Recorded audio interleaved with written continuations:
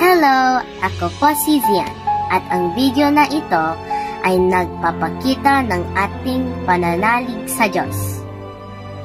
Pananalangin, ang mabilis na paraan na makausap ang Diyos at masabi ang mga nasa puso natin.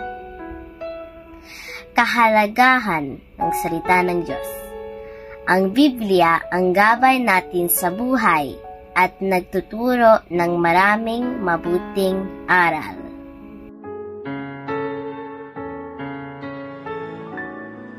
Pag-asa at pagbabahagi ng pag-ibig ng Diyos.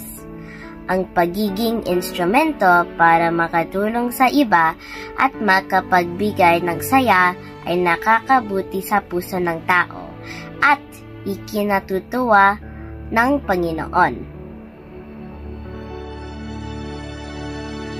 Maraming salamat po. Paalam!